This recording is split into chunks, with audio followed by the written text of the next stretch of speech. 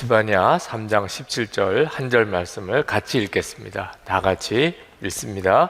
너희 하나님 여호와가 너희 가운데 계시니 그는 구원을 베푸실 전능자이시라. 그가 너로 말미암아 기쁨을 이기지 못하시며 너를 잠잠히 사랑하시며 너로 말미암아 즐거이 부르며 기뻐하시리라 하리라. 아멘. 제가 젊어서 참 존경하던 목사님 중에 세문안교회를 담임하시던 김동익 목사님이라고 계셨습니다. 그 목사님은 39살 나이에 우리 장로교회에서는 대표적인 모체교회인 세문안교회 담임 목사가 됐습니다. 한경직 목사님 이후로 한국 교회를 대표하는 그런 훌륭한 목사님이 되실 거라고 다들 기대를 했었고, 실제로 그분의 설교나 인품이나 무슨 종교를 떠나서도 굉장히 존경을 받았습니다. 제가 신학교를 다닐 때 또 그 이후에 부목사 시절에 가까이 알고 지낸 관계는 전혀 아니지만 참 좋아했던 목사님 중에 한 분인데 56살에 암으로 쓰러지셨어요. 콩팥암이 그렇게 심하게 된 걸 모르고 전 내장에 다 암이 퍼지고, 그리고 고관절까지 암이 침범을 해서 병원에서는 6개월밖에 살 수가 없다는 진단을 내리는 참 기가 막힌 일이 생겼습니다. 병실에서 혼자 목사님이 기도하실 때 정말 눈물로 하나님 부르시면 언제든지 가야 하지만 제가 아직 56이고 한국 교회를 위해서 해야 할 일이 참 많은데 하나님 저에게 기회를 더 주십시오. 그렇게 정말 간절히 눈물로 기도하는데, 그때 하나님께서 목사님에게 너무나 놀라웠게 말씀을 주셨어요. 새벽녘에 너무나 강한 음성으로 마음에 느껴졌다고 그렇게 고백을 했습니다. 이번은 살려준다. 그러나 이전같이 목회하면 안 된다. 말로만 하면 안 된다. 직접 체험한 능력으로 나를 증거하여라. 그래야 너도 살고 성도도 살 수 있다. 그런 내용의 말씀을 새벽에 그 목사님이 듣습니다. 근데 그 처음에 입원했던 한양대학병원에서는 도무지 치료가 불가능하다. 수술도 의미가 없다. 우리는 더 이상 할 수가 없다고 포기를 해서 연세대학병원으로 다시 재입원을 합니다. 다시 검사를 했는데 결과는 마찬가지예요. 그런데 목사님이 하도 수술을 받기를 원하니까 의사들이 한 주간 동안 그 문제를 가지고 서로 논의를 하다가 마지막에 목사님에게 와서 목사님이 결정하십시오. 의료진으로서는 사실 해도 안 해도 그만인 상태인데 수술을 정말 할지 목사님이 결정하십시오. 목사님은 응답을 받은 게 있으니까 수술을 합시다. 그래서 이제 수술을 들어가요. 오전에 콩팥 제거하고 내장에 있는 암 제거하고, 오후에는 다리를 절단하고, 그리고 인공관절을 심고 대수술을 합니다. 근데 수술을 받으러 들어가는 그때 하나님이 기도해라 그런 마음을 주셔서 수술실에서 목사님이 기도를 하겠다고 의사에게 맞추가 들어가기 전에 이야기를 하고는 자신을 위해서, 그리고 수술하는 의사들을 위해서 간절히 기도를 하고, 그리고 이제 수술을 들어가고, 마취가 깰 때 누가 손을 꽉 잡고 계신 것 같더래요. 목사님의 손을 계속 수술 중에 내내 붙들고 계신 것 같은 느낌이 들더래요. 그러시면서 내가 너를 붙들었노라 그런 마음이 강하게 드는데, 그리고는 그런 느낌이 사라지더랍니다. 그리고 목사님이 그 수술이 잘 되어서 다시 교회로 돌아오게 됩니다. 한 달 뒤에 세문안교회 주일 예배 설교를 다시 하게 됐을 때는 온 교인들이 다 눈물바다였었다고 그래요. 그리고 3년을 더 사셨습니다. 3년을 더 사시면서 그때 낸 설교집이 몇 권이 계시고, 그리고 설교가 완전히 다른 설교였어요. 3년 동안의 김동현 목사님의 메시지는 죽음을 바로 눈앞에 둔 그때의 목사의 심정을 그대로 담아내고 있습니다. 그분이 한 그 설교 중에 매일 아침에 눈을 뜨면 오늘 하루도 하나님이 나에게 하루를 주셨다는 게 그렇게 감사했다고. 그래서 눈을 뜨자마자 하나님 저에게 오늘 하루도 이렇게 깨어날 수 있게 해주셔서 감사합니다. 무엇보다도 감사하고 어떤 일이 있어도 감사하고 그렇게 그분은 3년을 지내시고 하나님 앞에 가셨습니다. 저는 그 목사님의 그 과정을 쭉 그때 젊은 목사로 40대 젊은 목사로 그 목사님의 과정을 쭉 옆에서 지켜보면서 죽음 앞에 서면 생각이 많이 달라지는구나. 저는 실제로 그분의 그 심정을 겪을 수는 없었지만 죽음 앞에 서면 사람이 달라지는구나. 생각도 달라지고 보는 것도 기도도 달라지는구나 하는 것을 깨달았습니다. 여러분, 정말 우리는 기도를 해도 하나님으로부터 부어지는 기도를 드려야 합니다. 어떤 때는 정신없는 기도를 할 때가 있어요. 제가 청년부를 지도할 때 어느 청년이 주일인데 눈이 펑펑 부어서 왔어요. 왜 그렇게 울었냐 그랬더니 어제 한일 그 야구 시합이 있었는데 우리나라 대표팀이 졌다는 거예요. 그래서 그 야구를 보면서 그렇게 울었대. 그리고 막 기도했대. 하나님 이기게 해달라고, 제발 우리나라가 이기게 해달라고. 그런데도 져서 속상하고, 기도해도 져서 속상하고, 그래서 주일에 이렇게 눈이 부어서 왔더라고. 그때 제가 이게 눈이 부어서 기도를 해도 이렇게 기도할 수 있구나 하는 생각을 했습니다. 오늘 밤에도 그렇게 마음이 간절해지는 거야 어떻게 하겠어요. 그런데 우리 기도가 제대로 영적인 눈이 뜨이지 않으면 우리 하나님 보실 때는 정말 기가 막힌 기도를 울면서 할 수도 있겠구나 하는 것을 우리가 깨달아야 됩니다. 하나님, 지금 나에게 진짜 기도할 그 기도를 주세요. 3년 뒤에, 5년 뒤에, 10년 뒤에 그때 생각할 때 하나님 그때 내게 진짜 기도를 깨우쳐 주셨구나. 이것 자체가 큰 복입니다. 우리가 성령 집회 때 살아계신 하나님을 체험하라고 하는 주제로 말씀을 나누는데, 살아계신 하나님을 체험하는 것은 정말 중요한 갈급한 기도 제목이에요. 오늘 여러분들에게 정말 그 은혜가 있기를 축복합니다. 우리가 살아계신 하나님을 체험하게 되면 우리 안에 일어나는 정말 놀라운 눈이 하나님이 나를 너무너무 사랑하시는구나 하는 것을 알게 됩니다. 그냥 하나님이 나를 사랑하신다, 그건 교리일 수도 있어요. 그죠? 하나님이 나를 너무너무 사랑하신다. 이건 교리적인 믿음이 아닙니다. 하나님이 나를 너무너무 사랑하신다. 우리 중에 하나님이 누구를 가장 사랑하실까요? 그러면 금방 저요 이렇게 나올 수 있는 이런 마음이, 이건 살아계신 하나님을 체험한 사람에게서부터 나오는 믿음이에요. 이건 대단히 중요한 것입니다. 여러분, 스바냐서를 읽어보면 오늘 읽은 스바냐서가 믿어지지 않는 말씀입니다. 특히 이 스바냐서 전체를 읽어보면 더 믿어지지 않아요. 스바냐서는 하나님이 유다와 열방을 무섭게 심판하실 것에 대한 예언입니다. 1절 2절에 보면 여호와께서 이르시되 내가 땅 위에서 모든 것을 진멸하리라, 이렇게 시작하는 예언서예요. 하나님이 유다와 온 열방을 진멸하실 것에 대해서 무섭게 예언하시는 말씀이 나오는데, 근데 갑자기 하나님의 예언이 이상한 말씀이 튀어나옵니다. 그 이스라엘 백성들이 그렇게 우상숭배하고 정치적으로 아수르에게 가자, 바벨론에게 가자, 하나님을 의지하는 마음이 없어요.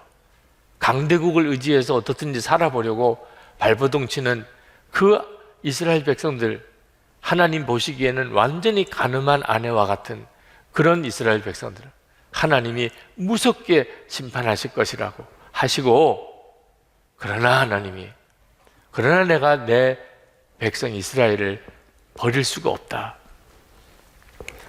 반드시 남은 자를 내가 남겨두겠다. 그러시면서 갑자기 이 말씀이 튀어나오는 겁니다. 스바냐 3장 17절 말씀. 그러니까 하나님이 이스라엘 백성들을 그렇게 징계하시면서도 하나님의 속마음은 이스라엘 백성들을 향한 말할 수 없는 사랑입니다. 너희 하나님 여호와가 너희 가운데 계시니 그는 구원을 베푸실 전능자이시라. 그가 너로 말미암아 기쁨을 이기지 못하시며 너를 잠잠히 사랑하시며 너로 말미암아 즐거이 부르며 기뻐하시리라. 하나님이 두려운 하나님으로 이렇게 믿어지는 것, 그것도 하나님을 믿는 믿음의 하나입니다. 하나님은 참 두려운 하나님이시다. 그러나 진짜 살아계신 하나님을 만나지 못한 상태에 있는 거예요. 진짜 하나님을 만나고 나면 하나님의 속의 중심은 나를 믿어지지 않을 정도로 사랑하신다는 거예요.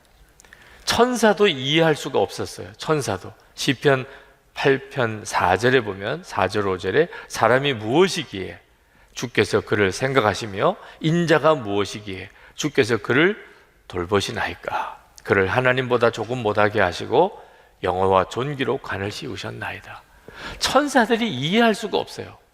사람들을 보면 저렇게 악하고 하나님을 배신하고 하나님의 은혜를 모르는 저들, 먹고 사는 것만 생각하고 서로 이기적이고 서로 다투기만 하고, 그리고 마귀에게 완전히 사로잡혀 있는 저 악한 자들. 그런데 하나님은 천사가 생각하는 것 같이 사람을 보시지 않아요. 하나님이 만드셨고 하나님이 교제하고 싶어 하시고 그리고 신부로 삼으시고 그랬던 우리이기 때문에 하나님의 마음 중심에는 우리를 그렇게 뜨겁게 사랑하십니다. 제가 처음 하나님이 저를 사랑하신다는 메시지를 가슴에 이렇게 확 꽂힌 것은 제가 전도사 시절에 예언 기도를 하시는 어느 권사님이 저를 위해서 기도해 주시다가 하나님이 전도사님을 너무나 사랑하신다는 말씀을 들었을 때였어요. 그러니까 사람이 하나님이 나를 사랑하신다는 메시지를 그렇게 많이 들어도 이렇게 가슴에 확 와닿는 순간이 있는 모양입니다. 그것도 그럴 것이 그렇게 예언 기도하시는 분이 저를 위해서 기도하다가 하나님이 저를 그렇게 사랑하신다 그러니까 그런가 보다 이런 마음이 확 들어요. 그때 마음은 솔직히 기분이 너무 좋더라고요. 하나님이 저를 아시는 것도 참 귀한데 사랑까지 하시는 것도 귀한데 너무나 사랑하신다니 그러니까 너무 좋더라고요. 근데 저 혼자서 가지고 있는 착각이었어요. 네. 저만 너무 사랑하신다는 것으로 제가 들었어요. 그 권사님은 정말 그렇게는 이야기 안 하셨어요. 하나님이 전도사님을 너무나 사랑하신다.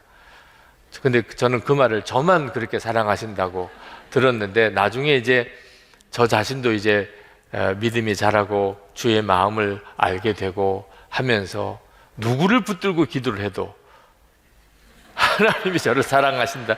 너무나 사랑하신다. 사람들이 다 버린 사람, 도무지 상종할 수 없는 사람, 이런 사람을 위해서 기도를 해도 마음에 성령께서 내가 저를 너무나 사랑한다고 그렇게 말씀하는 겁니다. 그렇다고 이야기를 해주면 오히려 막 화를 내는 사람, 뻥이죠. 이렇게 화를 내는 사람도 있는데 하나님은 계속 그런 마음을 주세요. 그러니까 하나님이 안 사랑하는 사람이 없어요. 아마 오늘 여기 오신 여러분들을 위해서 우리가 다 같이 주의 예언을 받기 위해서 기도하면 다 100사람 100사람 다 하나님은 난 너를 너무나 사랑한다. 그 말씀을 하실 걸 믿으시기 바랍니다.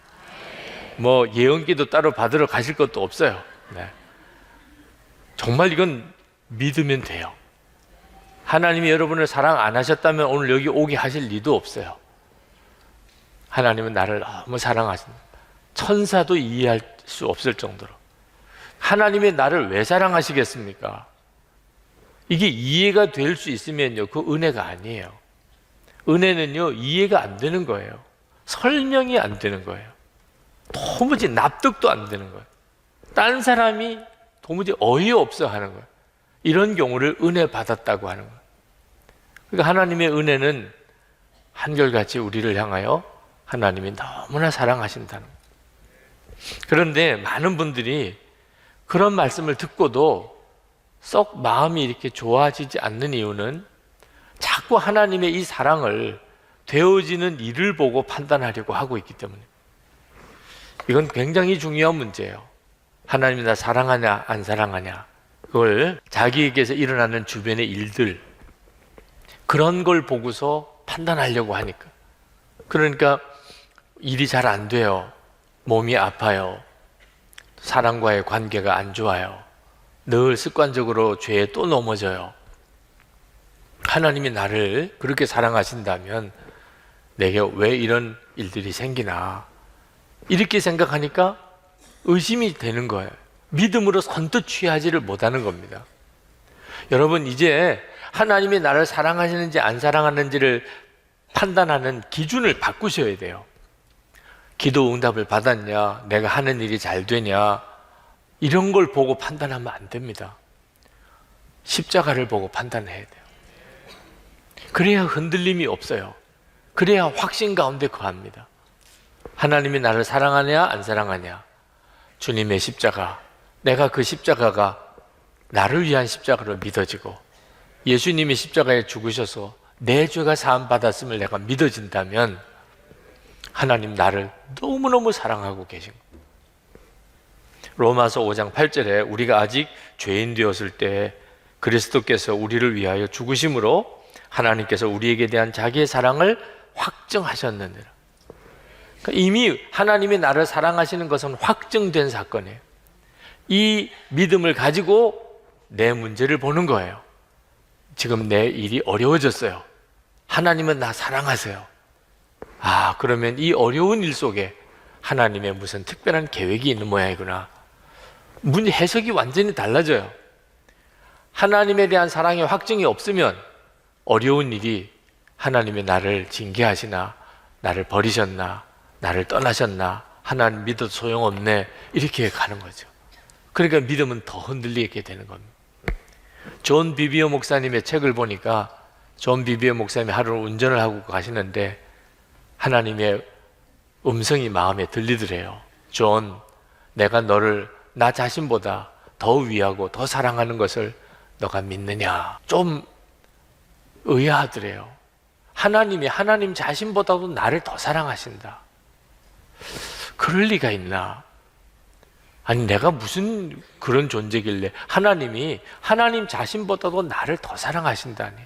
그래서 존 비비어가 이게 마귀가 미혹하는 건가, 이런 생각까지도 했을 정도로 선뜻 믿지를 못했대요.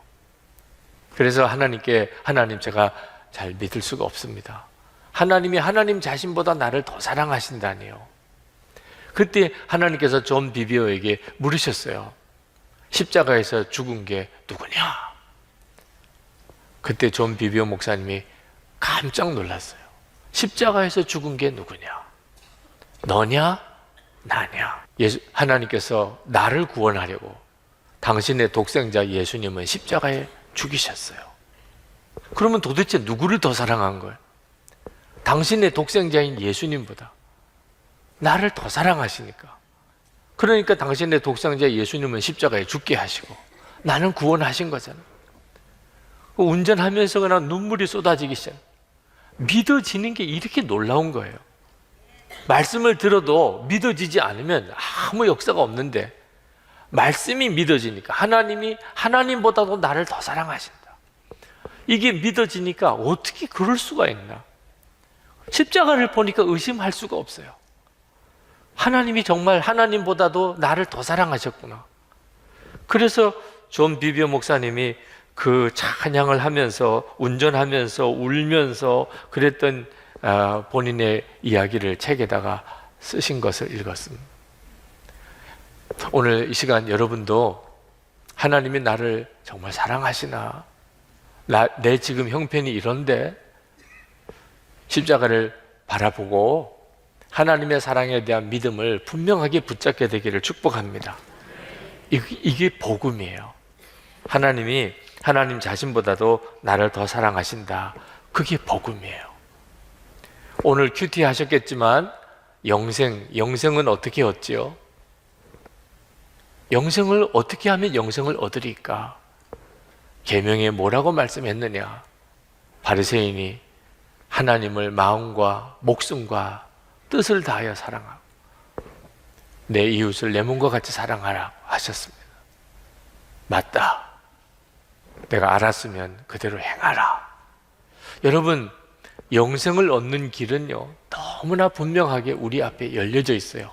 하나님을 목숨을 다하여 사랑하고 내 이웃을 내 자신과 같이 사랑하면, 그러면 우리는 영생을 얻는 자입니다. 그런데 문제는 너도 알았으면 그대로 행하라. 그 말씀 앞에 묵상하는데 마음이 두려워요.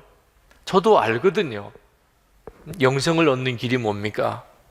하나님을 마음을 다하고 목숨을 다하고 힘을 다하고 뜻을 다하여 사랑하고 내 이웃을 내 몸과 같이 사랑하라. 알거든요. 나는 그렇게 사나? 그게 문제인 거예요. 아는 것과 실제로 사는 것의 차이. 누가 이웃입니까?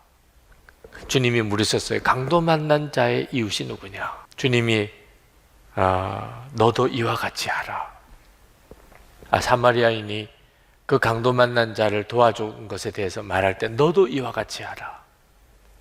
여러분, 우리가 어떻게 하면 영생을 얻죠? 영생을 얻는 길은 인생이 성공한 길입니다. 우리가 진짜 잘 사는 길입니다. 근데 너무 화내요. 복잡하지도 않아요. 하나님을 목숨을 다해 사랑하고 이웃을 내 몸과 같이 사랑하면, 그러면 우리는 정말 복 있게 사는 겁니다. 어느 주일 예배 때 3부 예배 마치고 어느 여성도님 한 분이 저를 이렇게 향하여 오시더라고요. 그래서 인사를 하러 오시는 줄 알았는데 저에게 와서 하는 이야기가, 제가 이 교회에 6개월 나왔는데 다음 주부터는 안 나옵니다. 마지막 통보를 하세요. 왜 그러시냐고 제가 붙들었어요. 보통은 안 나올 때는 조용히 안 나오시거든요. 근데 이렇게 나와서 통보하고 안 나오는 경우는 극히 드문 경우라 왜 그러시냐고, 뭔가 할 말이 있어서 나오신 거거든요. 그랬더니 하시는 이야기가, 오늘 옆자리에 어느 교인이 어린애를 데리고 같이 예배를 드렸는데 그 애가 너무너무 시끄럽게 떠들었다는. 그래서 자기가 저 뒤에 사무실이 있던데 애를 데리고 사무실로 가세요. 그랬더니 이분이 말도 안 듣고 계속 그렇게 그 애를 그렇게 방치하고 예배를 드리는데 자기가 생각했대요. 하나님을 믿는 사람의 기본이 사람에 대한 예절도 지킬 줄 알아야지. 어떻게 사람이 이렇게 무례할 수 있나? 이런 무례한 사람들하고 같이 나는 예배 드릴 수가 없다. 마음에 그렇게 결심을 했다는 겁니다. 그래서 다음 주부터는 안 나온다는 거예요. 참 사람의 마음이 쉽게 시험들 수 있구나. 그리고 우리가 교회에서 교우들을 안내할 때 이것도 좀 신경 써야 될 일이겠구나, 이런 생각이 들면서도 너무 마음이 아프더라고. 그 일이 예배에 집중하지 못하게 되는 그런 참 안타까움도 있고, 본래 또 마음에 상처가 많았던 사람인 수도 있겠지만, 우리가 진짜 영생을 얻은 자인지, 우리가 정말 하나님을 믿는 자인지는 사람을 향한 마음에서 드러나거든요. 사람을 향한 마음. 다른 사람의 허물이나 문제를 내가 어떻게 받아들였냐, 여기에 그 사람이 정말 하나님의 사람인지, 그에게 영생이 있는지가 드러나는 거거든요. 어느 교회 목사님이 또 마음 아픈 이야기를 하나 하더라고요. 정말 못생긴 아이가 하나 교회 학교에 있었는데, 근데 또 너무나 잘생긴 아이가 또 하나 있어서 그 반에 이 못생긴 아이가 그 잘생긴 아이를 좋아했어요. 계속 쫓아다니. 그걸 보고 주변에 어떤 사람이 말했어요. 그래도 보는 눈은 있다고. 그런데 그걸 부모가 들었어요. 그 아이의 부모가. 교회를 안 나와요. 이게 참 안타까운 일이죠. 이게 교회 안에서 지금 현재 이렇게 저렇게 일어나고 있는 일들입니다. 때때로는 교인들이 무섭다는 마음도 들고 교회 안에 말이 무섭고 그래서 교회를 이렇게 떠난 사람들도 참 많습니다. 그게 그렇게 안 되나 봐요. 하나님을 목숨을 다해 사랑하고 이웃을 내 몸과 같이 사랑하는 게 그게 그렇게 안 되나 봐요.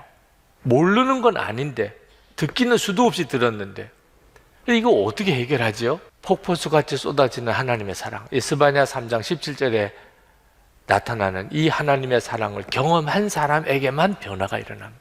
하나님이 나를 얼마나 사랑하시는지 믿어지지 않을 정도로 나를 사랑하신다. 이 사실이 정말 체험이 된 사람, 이 문제에 대해서 눈이 뜨인 사람, 그 사람에게는 사람들에 대한 태도가 확 달라져 버려요. 다른 어떤 방법으로도 해결할 길이 없어요. 여러분, 나라를 위한 기도 부탁을 매번 드리는데 아마 또 우리가 금식 기도를 해야 할지 모르겠습니다. 나라를 위해서 또 한 번 우리가 작정 금식 기도를 해야 할 것 같아요. 왜냐하면 지금 나라가 보통 뒤숭숭한 게 아닙니다. 미움의 영이 굉장히 강하게 역사하고 있어요. 우리나라가 잘 돼야 된다. 그건 뭐가 문제예요? 그건 전혀 문제가 아닙니다. 어떻든지 좋은 나라를 세우자. 그것도 아무 문제가 안 돼요. 그런데 그런 주장을 하는 속에 누구누구는 절대 안 돼. 이런 미움이 있어요. 어떤 사람들하고는 절대 함께 할 수 없어요. 이런 미움이 또 있어요. 양쪽 다 그래요. 이걸 분별할 줄 알아야 돼요. 여러분, 애들한테 싸우지 마 했어요, 안 했어요? 싸우지 마 했어요, 안 했어요? 그런데 왜 어른들은 그걸 안 지켜요? 애들은 뭐 철이 없어서 싸웠을까요? 다 걔들도 싸울 이유가 있다고요. 불러놓고 들어보면 다 싸울 이유가 있어요. 어른들만 우리야 다르지 아닙니다. 똑같아요. 싸우는 거는 똑같아요. 주님으로부터 오신 영이 아니에요. 그래서 정말 기도를 해야 돼요. 하나님을 믿는 성도는요, 태도가 달라야 돼요. 지난번에 한번 촛불 집회가 확 일어날 때도 하나님을 믿는 사람은 어떻게 해야 되나?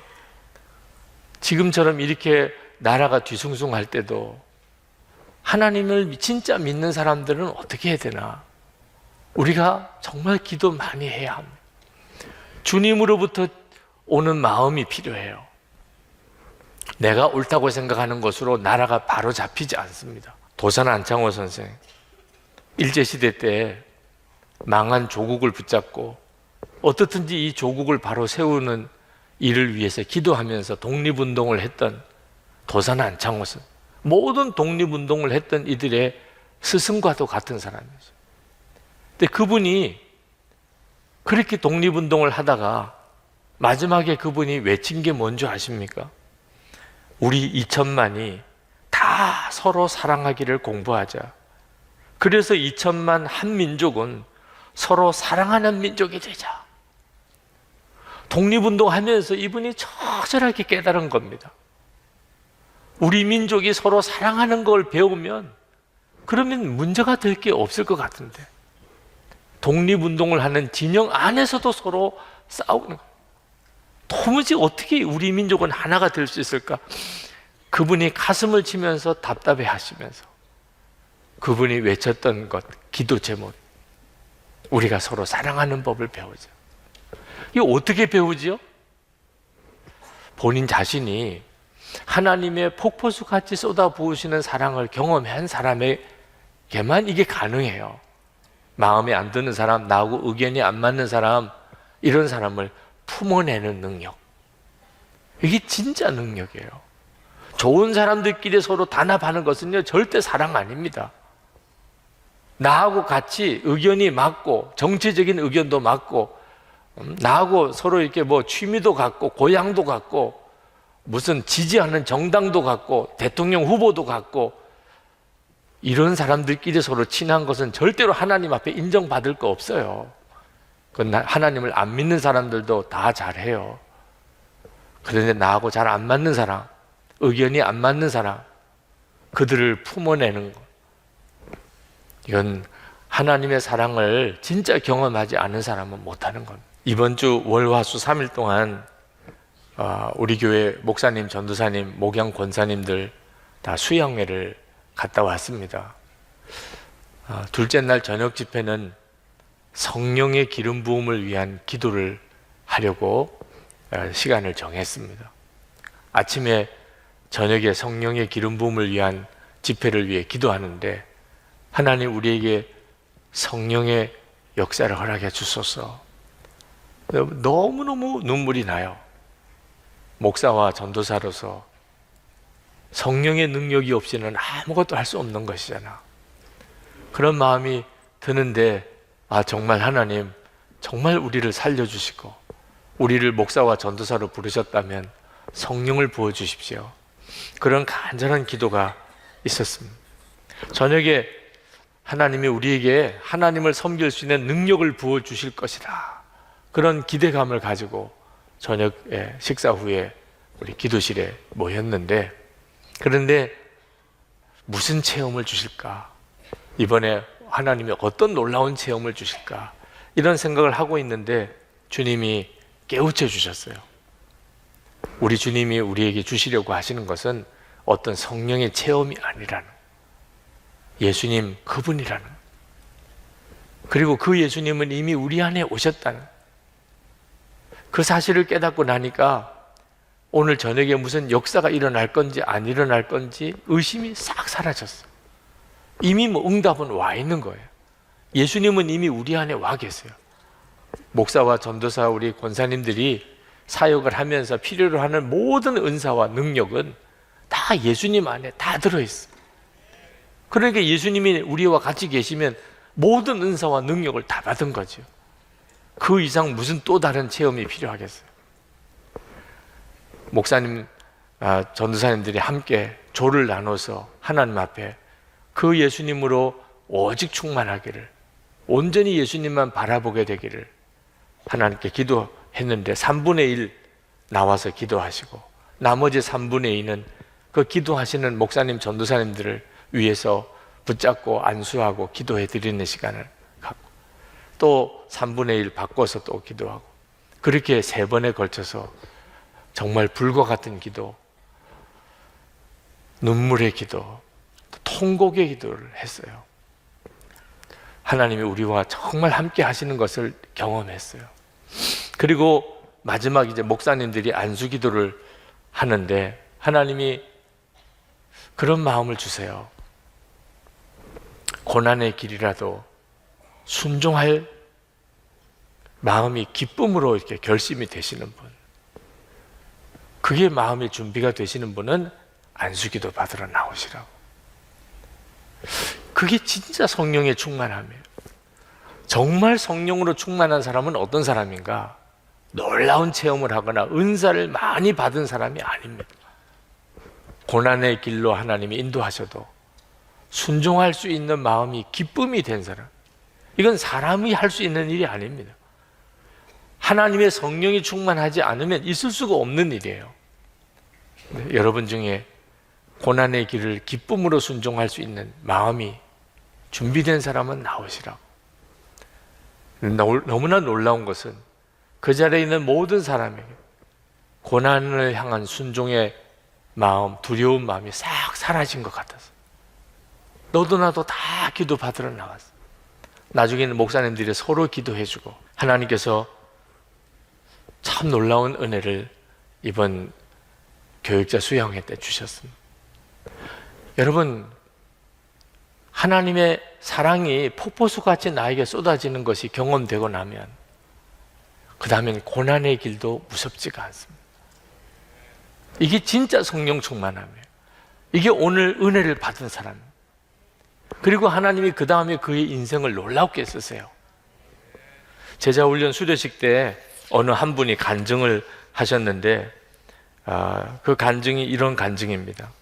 저의 직업은 교사입니다. 올해 지금까지 겪어보지 못한 저를 힘들게 하는 한 아이를 만났습니다. 그 아이는 자신에 대한 부정적인 생각으로 사로잡혀 있었고 가정에서 자신을 돌봐줄 사람도 없었으며 교사인 저에게 절대로 순종하지 않는 그런 아이였고 그런 이유로 하루에도 몇 번씩 저를 분노하게 만들었습니다. 그 아이의 상황을 이해하고 사랑하려는 마음이 없었으며 저에게 순종하지 않는 부분만 저에게 크게 다가왔고 매일매일이 그 아이와의 전쟁이었습니다. 제자훈련 4단원 나는 죽고 예수는 살고를 공부할 때는 절정이었고 그 아이는 예수는 죽고 나는 살게 만들었습니다. 그런 중에 제자훈련을 인도해 주시는 강사님을 통해 문제를 상담하게 되었고 나는 죽었습니다. 예수님이 나의 생명이십니다. 고백하라는 말씀을 따라 그렇게 하기 시작했습니다. 분노가 나는 상황이 되면 그 고백을 했습니다. 그 이후 정말 그 아이를 사랑하는 마음이 생기고 저를 힘들게 하는 일이 생겨도 그때뿐 미워하는 마음이 점점 없어지고 있습니다. 또한 절대로 자신은 공부는 하지 않을 거라고 이야기했던 아이였는데 공부를 하기 시작했습니다. 참으로 놀라운 변화였습니다. 며칠 전에는 계속 청소할 때 도망을 가서 혼자 남겨서 교실을 청소하게 했습니다. 교실 청소를 하면서 짜증이 났던지 선생님이 싫다고 이야기를 하더라고요. 예전 같으면 화가 나는 반응을 보였을 텐데 제 입술에서 이런 말이 터져 나왔습니다. 그런데 이상하게 선생님은 아무개가 싫지 않고 좋은데 정말이었습니다. 그 아이가 귀여워 보였습니다. 내가 바뀌니까 모든 상황이 바뀌었습니다. 문제는 다른 사람이 아닌 저한테 있었습니다. 우리가 진짜 예수님을 믿으면 살아계신 하나님을 체험하면 하나님의 나를 얼마나 사랑하시는지를 알게 되고 그리고 모든 게 달라져요. 내게 주어진 상황이. 어느 목사님에게 190m 이상 된, cm 이상 된 어떤 한 청년이, 남자 청년이 불쑥 사무실에 들어오더래요. 그러면서 저는 지금 눈이 멀어지고 있습니다. 그는 건축 설계를 전공하고 건축 설계 사무소에서 아주 잘 나가는 그런 건축 설계사였는데 어느 날 갑자기 시력이 안 좋아지더니 병원에 가서 너무 늦었다고 이제는 어떻게 손을 쓸 수가 없다고 앞으로 앞을 보지 못하게 될 테니까 마음 준비하라 그런 말을 들었다는 거예요. 그러고는 교회를 찾아왔어요. 그리고 엉엉 울더랍니다. 목사님, 제가 32년간 제가 배운 영어, 건축 설계 모든 게 다 무용지물입니다. 점자도 새로 배워야 됩니다. 차라리 교통사고로 그냥 죽어버리면 이런 고통은 없을 텐데 그러면서 절규를 하는 거예요. 목사님, 아십니까? 잠에서 깬다는 말과 눈을 뜬다는 말은 같은 말이지 않습니까? 그런데 제게는 완전히 다른 겁니다. 잠에서는 깼는데 눈을 뜨지 못합니다. 목사님은 눈을 뜰 수 없는 사람의 마음을 아십니까? 목사님, 저는 이제 어떻게 해야 되지요? 예수님은 눈먼 자도 고치신다고 그래서 제가 찾아왔습니다. 저를 좀 고쳐주세요. 그 형제의 눈의 회복을 위해서 기도를 하면서 목사님이 그 형제를 위해 이렇게 기도했다고 그래요. 하나님, 눈도 열어주시지만 영안도 열어주십시오. 그리고 그 형제에게 사람에게는 두 사람이 있는데 눈을 뜨고 있으면서도 영안이 닫힌 사람이 있고 눈이 보이지 않는데도 영안이 열린 사람이 있습니다. 지금 형제도 지금까지는 영안이 닫혔던 사람입니다. 눈은 뜨고 있었지만 그 영안이 열려지기를 함께 기도하십시오. 그리고는 그 다음부터 청년부에 나오기 시작을 했어요. 열심히 설교를 듣고 기도도 간절히 하고 어느 날 목사님 만나서 상담하겠다고 찾아왔는데 목사님, 저 이제 맹인이 될 준비가 됐습니다. 육신의 시력을 잃어버리는 것을 그렇게 힘들어하면서도 이 마음의 눈을 뜨지 못했던 것은 아파하지 않았었다는 생각이 듭니다. 시력도 잃고 영안도 잃어버린 사람이 되어서는 안 되겠다는 생각을 했습니다. 저는 이제 주님을 만났습니다. 이제는 그리 아니하실지라도 저는 찬양하며 살렵니다. 그래서 목사님이 그 형제에게 사형리를 꺼냈어요. 이제 이 형제가 구원받은 믿음이 있는 것 같으니 분명히 구원을 매듭짓고 세례도 받게 해야 되겠다. 그리고는 그 사형리의 제1원리를 펼쳤는데, 하나님은 당신을 사랑하시고 당신을 향한 놀라운 계획을 가지고 계십니다. 그 내용인데 못 읽겠더래요. 지금 눈이 멀어가고 있는 처지인데 당신을 향한 하나님의 사랑, 놀라운 계획, 이게 도대체 말이 되겠냐? 도무지 펼치긴 했는데 읽지를 못하니까 그 형제가 목사님 무슨 내용이에요? 그래서 목사님이 읽는데 목이 메더래요. 목이 메서 제대로 울먹이면서 제대로 읽어내지를 못하는 겁니다. 하나님은 당신을 사랑하시고 당신을 향한 놀라운 계획을 가지고 계십니다. 목사님으로서는 도무지 정말 읽어내기가 어려울 만큼 그렇게 참 울먹이면서 읽었는데 그 형제가 그걸 따라 하더래요. 따라 하면서 목사님의 손을 꽉 잡고 아멘! 그 뒤는 사형리 더 읽을 필요도 없더래요. 그냥 그 형제를 붙잡고 하나님 한 영혼을 구원해 주신 걸 감사합니다. 우리에게 어떤 저주와 형편에도 상관없는 하나님의 사랑을 알게 해주신 것에 대해서 감사합니다. 그렇게 기도했었노라고 그렇게 고백하시더라고요. 여러분, 하나님의 사랑이 느껴지지 않는 수 있어요. 어느 순간에. 그럴 때마다 십자가를 봐야 됩니다. 네. 에베소서 3장 18절에 능히 모든 성도와 함께 지식에 넘치는 그리스도의 사랑을 알고, 지식에 넘치는 그리스도의 사랑을 알고, 그때부터 기도가 달라지고 보는 문제도 달라지고 내 믿음도 달라지고 고백도 달라지고, 그리고 하나님께서 하나님의 역사를 이뤄내십니다. 오늘 밤에 여러분에게 하나님이 그 일을 하실 줄 믿습니다. 주님의 사랑 안에 더 깊이 들어갑시다. 하나님의 사랑은 상상이 안 되는 사랑입니다. 만약에 여러분이 아직도 그게 믿어지지 않고 있다면 여러분이 이제 곧 믿어지는 단계로 들어갈 거예요. 사랑하시는 하나님이 우리가 그걸 모르게 하실 리가 없습니다. 우리가 누구를 사랑하면서 그가 그 사랑을 모르게 하고 싶은 사람 누가 있어요? 알게 만드십니다. 하나님의 사랑에 대해서, 그 절절한 하나님의 사랑에 대해서. 이것이 오늘 여러분에게 주신 하나님의 완전한 응답입니다. 그리고 그 속에서 기도 제목이 달라지고 또 진짜 기도해야 될 제목이 보이고 여러분에게 하나님께서 말씀하시는 것이 들리고 그리고 신기하고 놀라운 역사들을 하나님이 여러분 가운데 이루실 것입니다.